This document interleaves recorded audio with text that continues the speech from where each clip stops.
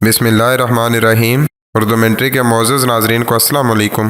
آشتی نامہ محمد اس دستاویز کا نام ہے جس میں جبل سینا کی خانقاہ مقدسہ کیتھرین کے مسیحی راہبوں کو تحفظ اور دیگر اختیارات عطا کیے گئے تھے، اور اس کی محمد بن عبداللہ صلی اللہ علیہ وآلہ وسلم نے توثیق کی تھی۔ اس عہد نامہ کے آخر میں دستخط کے طور پر ایک ہاتھ بنا ہوا ہے، جس کے متعلق کہا جاتا ہے کہ پیغمبر محمد صلی اللہ علیہ وآلہ وسلم کا ہاتھ ہے۔ یہ عہد نامہ کب، کیسے اور کیوں وجود میں آیا، یہ جاننے کے لیے ویڈیو کو آخر تک ضرور دیکھیے گا۔ کوہ طور مقدس پہاڑ ہے۔ یہ اگر مقدس نہ ہوتا تو اللہ تعالیٰ قرآن مجید میں اس کی قسم نہ کھاتا۔ حضرت موسیٰ کو دنیا سے پردہ فرمائے 3200 سال ہو چکے ہیں، لیکن زائرین 3000 سال تک کوہ طور پر ننگے پاؤں آتے رہے۔ سفر انتہائی مشکل اور دشوار ہوتا تھا، پتھر بھی نوکیلے تھے، چنانچہ 99% زائرین کے پاؤں زخمی ہو جاتے تھے، لوگ پہاڑ سے گر بھی جاتے تھے۔ یوں ہر سال سینکڑوں ہزاروں لوگوں کی جان چلی جاتی تھی۔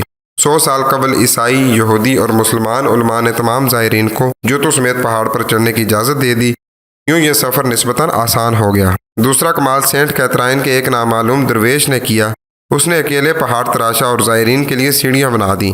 اس ایک شخص نے 25 سال دن رات محنت کر کے 3750 سیڑھیاں بنائی، اور یوں کوہ طور بنی اسرائیل کے لیے ہر دور میں مقدس رہا۔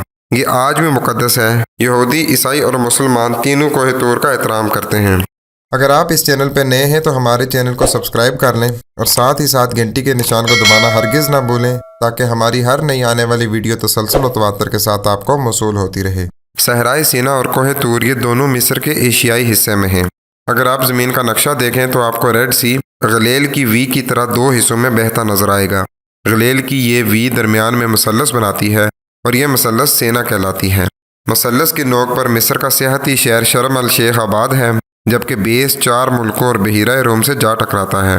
وہ 4 ملک سعودی عرب، اردن، اسرائیل اور مصر ہیں۔ حضرت موسیٰ 2 بار ریڈ سی عبور کر کے اس مثلث میں داخل ہوئے۔ آپ پہلی بار اس وقت سینا میں آئے جب آپ فرعون کے لے پالک صاحبزادے تھے۔ آپ کی پرورش محل میں ہوئی تھی۔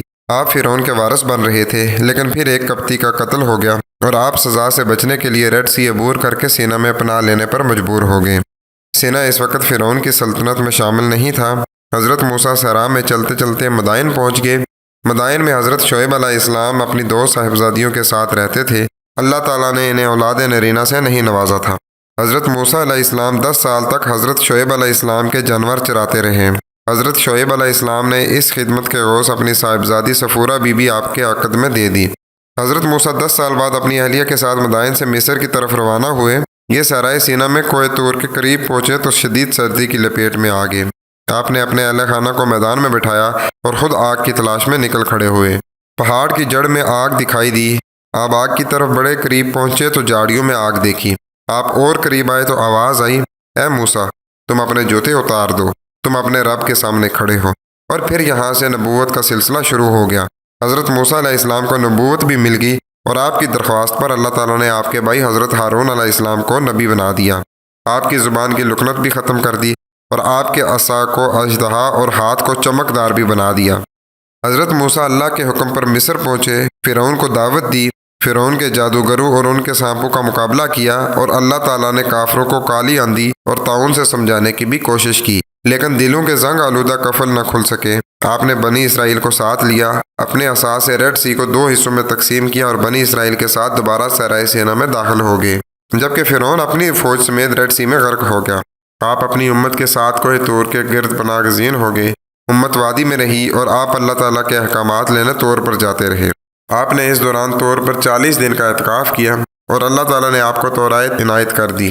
تاہم بنی اسرائیل 40 سال تک صحرائے سینا میں بھٹکتے رہے، یہاں تک کہ ان کے وجود سے 400 سال کی غلامی کے اثرات ختم ہو گئے، اور وہ ایک نارمل اور آزاد انسان بن گئے۔ اللہ تعالیٰ نے ان کی سن لی، اور انہیں صحرا سے نکلنے کا راستہ مل گیا۔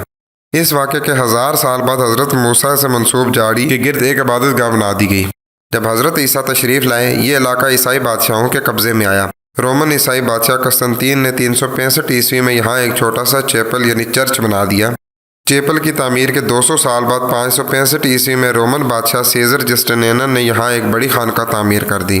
یہ خانقاہ سینٹ کیتھرائن کہلاتی ہے، اور یہ آج تک سلامت ہے۔ حضرت موسیٰ علیہ السلام سے منسوب جھاڑی بھی اسی خانقاہ میں موجود ہے، اور یہ مقام برننگ بش کہلاتا ہے۔ سینٹ کیتھرائن میں ایک لائبریری بھی ہے، یہ لائبریری دنیا کی دوسری قدیم ترین لائبریری ہے۔ اس میں دنیا کی قدیم معتبر دستاویز موجود ہیں۔ یہ دستاویز ڈاکومنٹ کہلاتے ہیں۔ ان ڈاکومنٹس میں نبی اکرم صلی اللہ علیہ وآلہ وسلم سے منسوب ایک خط مبارک بھی موجود ہے۔ خط پر آپ صلی اللہ علیہ وآلہ وسلم کے دست مبارک کا نشان ہے۔ عیسائی اس خط کو نبی اکرم صلی اللہ علیہ وآلہ وسلم کا کوویننٹ ٹیسٹامنٹ کہتے ہیں، جبکہ مسلمان عہد نامہ کہتے ہیں۔ یہ دنیا میں واحد ایسی دستاویز ہے جس پہ رسول اللہ صلی اللہ علیہ وآلہ وسلم کے دست مبارک کا نشان ہے۔ مصر تاریخ کے مختلف ادوار میں مختلف خلفاء کے قبضے میں رہا۔ یہ چرچ بھی ان ادوار میں مسلمانوں کے زیر نگیں رہا، جبکہ خلفائے راشدین ہوں، بنو امیہ کا دور ہو، عباسیوں اور فاطمیوں کا عہد ہو، سلطان صلاح الدین ایوبی کا زمانہ ہو یا پھر خلافت عثمانی ہو، اسلامی ریاست کے ہر دور میں یہ چرچ بھی محفوظ رہا اور یہ عہد نامہ بھی۔ مسلمان حکمران بدلتے رہے، لیکن ہر حکمران نے اس عہد نامے کا احترام بھی کیا اور اس کی تصدیق بھی کی۔ یہ معاہدہ تاریخ سینا القدیم جیسی معتبر کتاب میں بھی موجود ہے۔ عثمانی خلیفہ سلیم اول نے 1516 عیسوی میں مصر فتح کیا۔ سلیم اول نہ صرف خود سینٹ کیتھرائن پہنچا بلکہ اس نے عہد نامہ کی تصدیق بھی کی۔ عثمانیوں کے دور میں گورنر مصر ہر سال عہد نامے کی تصدیق اور معائنے کے لیے سینٹ کیتھرائن جاتا تھا، عہد نامے کو چومتا تھا اور اس کی تصدیق کے لیے ایک سرکاری خط جاری کرتا تھا۔ یہ تصدیق نامے بھی آج تک چرچ کی لائبریری میں موجود ہیں۔ یہ عہد نامہ کیا ہے اور یہ کیوں ہے، اس کے بارے میں مختلف روایات ہیں۔ ایک روایت کے مطابق خانقاہ سینٹ کیتھرائن کے چند متولی مدینہ آئے۔ نبی اکرم صلی اللہ علیہ وآلہ وسلم نے ان کی میزبانی فرمائی۔ متولیوں نے رخصت ہونے سے قبل عرض کیا، ہمیں خطرہ ہے مسلمان جب طاقتور ہو جائیں گے تو یہ ہماری قتل اور عبادت گاہوں کو تباہ کر دیں گے۔ آپ صلی اللہ علیہ وآلہ وسلم نے جواب دیا، آپ لوگ مجھ سے اور میری امت کے ہاتھوں محفوظ رہیں گے۔ متولیوں نے عرض کیا، ہم لوگ جب بھی کسی سے معاہدہ کرتے ہیں تو ہم وہ لکھ لیتے ہیں، آپ بھی ہمیں اپنا عہد نامہ تحریر فرما کر عنایت کر دیں تاکہ ہم مستقبل میں آپ کی امتیوں کو آپ صلی اللہ علیہ وآلہ وسلم کی یہ تحریر دکھا کر امان حاصل کر سکیں۔ آپ صلی اللہ علیہ وآلہ وسلم نے تحریر لکھوائی، تصدیق کے لیے کاغذ پر اپنے دست مبارک کا نشان لگایا اور عہد نامہ ان کے حوالے کر دیا۔ وہ لوگ واپس آئے اور یہ معاہدہ سینٹ کیتھرائن میں آویزاں کر دیا۔ مسلمان حکمرانوں نے اس کے بعد جب بھی مصر فتح کیا اور یہ سینا اور کوہ طور تک پہنچے تو خانقاہ کے متولی نبی اکرم صلی اللہ علیہ وآلہ وسلم کا عہد نامہ لے کر گیٹ پر آگے۔ فاتحین نے عہد نامے کو بوسہ دیا، خانقاہ اور مصر کے عیسائیوں کو پناہ دی اور واپس لوٹ گئے۔ سینٹ کیتھرائن اسلامی دنیا کا واحد مقام ہے جو اس عہد نامے کی وجہ سے آج تک کسی مسلمان بادشاہ کے زیر قبضہ نہیں رہا۔ یہ خانقاہ ہر دور میں آزاد سمجھی گئی، یہ آج بھی آزاد ہے۔ یہ عہد نامہ کیا تھا، اس کا ترجمہ آپ کی نظر کرتا ہوں۔ یہ خط رسول اللہ صلی اللہ علیہ وآلہ وسلم ابن عبداللہ کی جانب سے تحریر کیا گیا ہے، جنہیں اللہ کی طرف سے مخلوق پر نمائندہ بنا کر بھیجا گیا تاکہ خدا کی طرف سے کوئی حجت قائم نہ ہو۔ بے شک اللہ قادر مطلق اور دانا ہے۔ یہ خط اسلام میں داخل ہونے والوں کے لیے ہے۔ یہ معاہدہ ہمارے اور دور و نزدیک، عربی اور عجمی، شناسا اور اجنبی، عیسائیوں اور حضرت عیسیٰ کے پیروکاروں کے درمیان ہے۔ یہ خط ایک حلف نامہ ہے اور جو اس کی خلاف ورزی کرے گا وہ کفر کرے گا، وہ اس حکم سے روح گردانی کا راستہ اختیار کرے گا۔ معاہدے کی خلاف ورزی کرنے والا خدا اور اس کے حکم کا نافرمان ہوگا۔ اس حکم کی نافرمانی کرنے والا بادشاہ یا عام آدمی خدا کے قہر کا حقدار ہوگا۔ جب کبھی عیسائی عبادت گزار اور راہب ایک جگہ جمع ہوں، چاہے وہ کوئی پہاڑ ہو یا وادی، غار ہو یا کھلا میدان، کلیسا ہو یا گھر میں تعمیر شدہ عبادت گاہ ہو، تو بے شک ہم یعنی مسلمان ان کی حفاظت کے لیے ان کے پشت پر کھڑے ہوں گے۔ میں، میرے دوست اور میرے پیروکار ان لوگوں کی جائیدادوں اور ان کے رسوم کی حفاظت کریں گے۔ یہ یعنی عیسائی، یہ میری رعایا ہیں اور میری حفاظت میں ہیں۔ ان پر ہر طرح کا جزیہ ساقط ہے جو دوسرے ادا کرتے ہیں۔ انہیں کسی طرح مجبور، خوفزدہ، پریشان یا دباؤ میں نہیں لایا جائے گا۔ ان کے قاضی اپنے فیصلے کرنے میں آزاد ہیں۔ ان کے راہب اپنے مذہبی احکام اور اپنی رہبانیت کے مقامات میں آزاد ہیں۔ کسی کو حق نہیں یہ ان کو لوٹے، ان کے عبادت گاہوں اور کلیساؤں کو تباہ کرے اور ان کی عمارتوں میں موجود اشیاء کو اسلام کے گھر میں لائے۔ جو ایسا کرے گا وہ اللہ اور اس کے رسول صلی اللہ علیہ وآلہ وسلم سے حلف کی خلاف ورزی کرے گا۔ ان کے قاضی، راہب اور عبادت گاہوں کے رکھوالوں پر بھی جزیہ نہیں ہے۔ ان سے کسی قسم کا جرمانہ یا ناجائز ٹیکس وصول نہیں کیا جائے گا۔ بے شک میں ان سے وعدے کی پاسداری کروں گا، چاہے یہ زمین میں ہیں یا سمندر میں، مشرق میں ہیں یا مغرب میں، شمال میں ہیں یا جنوب میں، یہ میری حفاظت میں ہیں۔ ہم اپنے مذہبی خدا کی عبادت میں زندگی وقف کرنے والوں اور اپنی مقدس زمینوں کو زرخیز کرنے والوں سے کوئی ٹیکس یا آمدن کا 10واں حصہ نہیں لیں گے۔ کسی کو حق نہیں کہ وہ ان کے معاملات میں دخل دے یا ان کے خلاف کوئی اقدام کرے۔ ان کے زمیندار، تاجر اور امیر لوگوں سے لیا جانے والا ٹیکس 12 درہم سے زائد نہیں ہوگا۔ ان کو کسی طرح کے سفر یا جنگ میں حصہ لینے پر بھی مجبور نہیں کیا جائے گا۔ کوئی ان سے جھگڑا بحث نہ کرے۔ ان سے قرآن کے احکام کے سوا کوئی بات نہ کرو اور اہل کتاب سے نہ جھگڑو، مگر ایسے طریقے سے جو عمدہ ہو۔ بس یہ مسلمانوں کی جانب سے ہر طرح کی پریشانی سے محفوظ ہیں، چاہے یہ عبادت گاہ میں ہیں یا کہیں اور۔ کسی عیسائی عورت کی مسلمان سے اس کی مرضی کے خلاف شادی نہیں ہو سکتی، اس کو اس کے کلیسا جانے سے نہیں روکا جا سکتا۔ ان کے کلیساؤں کا احترام ہوگا، ان کے عبادت گاہوں کی تعمیر یا مرمت پر کوئی پابندی نہیں ہوگی اور انہیں ہتھیار اٹھانے پر مجبور نہیں کیا جائے گا۔ ہر مسلمان پر لازم ہے کہ وہ قیامت تک اور اس دنیا کے اختتام تک اس حلف کی پاسداری کرے۔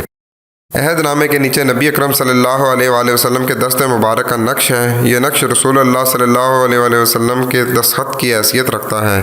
مسلمانوں نے 1400 سال کی تاریخ میں اس عہد نامے کا احترام کیا۔ ہم نے ان برسوں میں کسی چرچ پر حملہ کیا، کوئی راہب قتل کیا اور نہ ہی کسی کلیسا کی زمین پر قبضہ کیا۔ حالانکہ صلیبی جنگوں کے دوران بھی اس معاہدے پر عمل ہوتا رہا۔ حضرت عمر فاروق رضی اللہ تعالیٰ عنہ نے بیت المقدس کی فتح کے بعد کلیسا میں نماز پڑھنے سے انکار کر دیا تھا۔ حضرت امیر معاویہ رضی اللہ تعالیٰ عنہ کے دور میں دمشق کے تمام چرچ اور عیسائی محفوظ رہے۔ اموی خلفاء نے جامع امیہ بنانے کا فیصلہ کیا تو عیسائیوں سے چرچ کی زمین باقاعدہ خریدی گئی اور انہیں پورے دمشق میں جہاں چاہیں اور جتنے چاہیں چرچ بنانے کی اجازت بھی دی گئی۔ اسپین میں بھی 800 سال عیسائیوں اور چرچ محفوظ رہے۔ مسجد قرطبہ میں چرچ کی زمین کا تھوڑا سا حصہ آ گیا تو خلیفہ نے تعمیر رکوا کر پادری سے باقاعدہ اجازت لی اور معاوضہ ادا کیا۔